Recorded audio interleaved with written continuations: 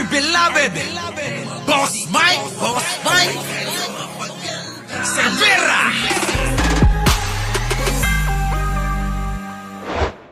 Maricel, sa ibang issue ay may reaksyon na bang Malacanang sa pagbibitiw ni Commissioner Singson at itong mga hinaing niya sa ICI? Well, Jiggy, kinikilala naman ng Malacanang yung malaking kontribusyon ni dating DPWH Secretary Babe Singson dito nga sa Independent Commission for... Tsaka na natin talakayin yan. Para sa akin kasi, mga kababayan, kung kayo'y makabayan, hindi po mahalaga kung magkano o kung ilan yung maitutulong, di ba? Kung para sa bayan, hindi dapat tayo kumukwenta.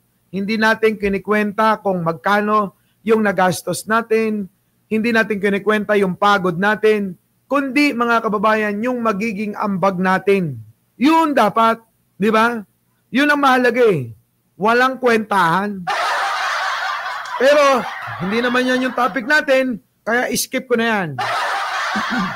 Dito na tayo. Warrant of arrest, di ba to? Yari na. Si Ombudsman Jesus Crispin Boying Remulla, nakita niya ang arrest warrant ng ICC laban kay Senator at dating PNP Chief Ronald Bato de la Rosa. Sa isang panayam, sinabi ni Remulla na una niyang nalaman ang tungkol dito mula sa kanyang dating mga kasamahan sa DOJ at sa isang tribunal liaison. Nakita niya raw ang unang pahina ng warrant sa kanyang tahanan, mga isang buwan na ang nakalipas, at nasilip niya ang buong dokumento kinabukasan.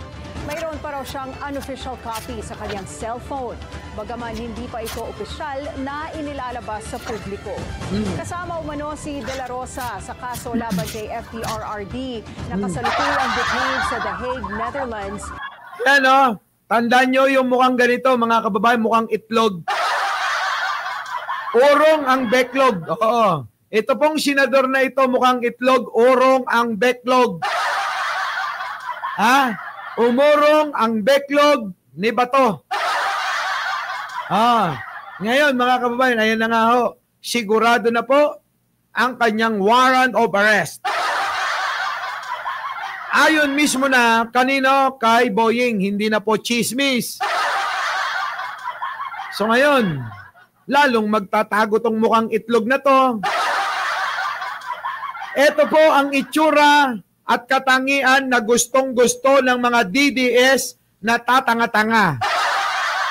Alam po, yan po ang itsura ng mga gustong-gusto ng mga DDS na tatanga-tanga. Dahil sa umano'y crimes against humanity, kaugnay ng war on drugs. Pero giit ng DOJ, Foreign Affairs Department at DILG, wala pa silang natatanggap na official notice. Wala rin anunsyo mula sa Interpol para sa senador, maging opisyal na pahayag mula sa ICC tungkol dito. Pero, mga kababayan ko, meron pong pinost. Ito pong si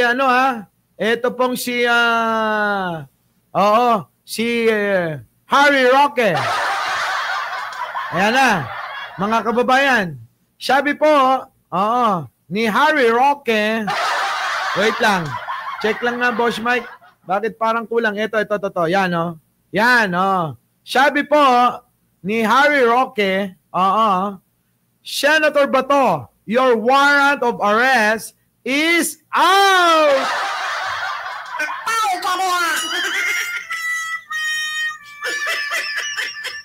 Ayan mga kababayan, si Harry Roque na po yung nagsabi. At nilathala rin po ito sa News 5. Huwag ka pakidnap, laka. Anong klase yan? Anong kidnap? Si Harry Roque, baliw din talaga, no? Insist that you have the right to be brought before a Philippine court first. Ano naman magagawa nun, mga kababayan ko? Kahit pa naman dumaan dun, kung talagang ibibigay ito at susundin po yung warrant of arrest, sigurado po ito si Bato. Si Bato, mga kababayan, maniwala kayo rito. talagang ito alam nyo yon, ma-ooblo to Oo. Ito na nga yung sinasabi natin madalas. Sumasakit yung kalbo Mga kababayan ko, sabi niya, mahal ko si Digong kahit nasaan siya, sasamahan ko siya. Kung yan ang aming kapalarang dalawa, hindi ko siya iiwan. Yan yung mga sinasabi niya noon. Tapos mga kababayan, ayan ilang buwan na ho doon, halos mag-iisang taon na si Digong, pero never pa nating nakita si Bato na dumalaw ni minsan doon. Ngayon, ang tanong, ngayon na mayroong warrant of arrest na, bilang pagpapakita ng katapangan, ng sa ganon kahangaan, ng ilan pa, ng mga natitirang DDS dyan, aba mga kababayan nagpakita ng kaduwagan. Nagpakita ng kaduwagan sa pamamagitan ng pagtakbo at pagtago para hindi po siya ma-serban ng warrant of arrest. Tama? Kaya sabi nga ni Trillanes, magpakalalaki ka, Bato. Dati ang yayabang ninyo, ang tatapang ninyo. Ngayon, nalaman namin na mas matapang talaga yung tao na hinaharap yung mga kaso niya. Katulad po ni Trillanes, ilang beses hinarap yung pong mga kaso niya. Sukdulang makulong siya. Yun po yung hinamon pa ng kalbo na to. Biruin mo, hinamon mo yung si Trillanes, kalbo ka. Tapos ngayon, hinahamon ka niya ngayon, hindi ka magpakita. Mga DDS, tropa nyo, kalbo na, bayot.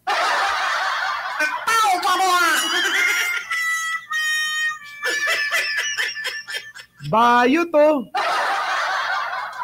Takot. Wala. Yung mga idol nyo, puro takot. Ang idol ng mga DDS, puro takot. Bakla. Diba? Si Dilima din, Boss Mike. Kaya nga, hinarap din ni Dilima. Paano kayo ngayon? Hindi ba kayo nahihiya niyan? Sa bagay, karamihan naman ng taga-suporta ng mga Duterte, bading. Nabawasan ng 2. Tama? Nabawasan ng 2. Sino? Yung baklang mataba at saka si Meme Pebbles. Baka sa susunod, yung baklang mataba, bumalik din doon. Diba? Hanggang ngayon daw, naniniwala pa rin kay Duterte yun. So, eto na. Mga kababayan ko, eto na. Nako! Mga kababayan, eto na, mga kababayan ko. Ano ngayon ang masasabi ng mga DDS dito? Sa kabila ho ng paglabas ng warrant, at sabi na rin ni Harry Roque na meron na nga. Meron ng warrant. Ayun, kahapon nilabas niya. December 7. Kumpirmado na may warrant na. Eto bang si Bato haharap pa, lalong magtatago, bahala ka na, kalbo. Basta kami, kung hindi ka magpapakita, kung hindi ka sisipot sa mga hearing, kung hindi ka pupunta ng ICC para harapin, ang tingin namin sa iyo, baklang kalbo. Diba? Ewan ko lang. Kung tatapang ka tulad ni Marcoleta, kapag nagsuot ka na ng piloka.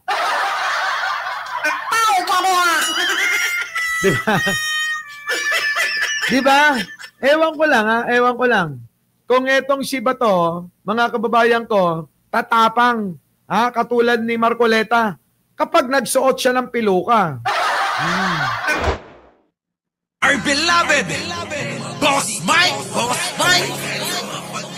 Severa.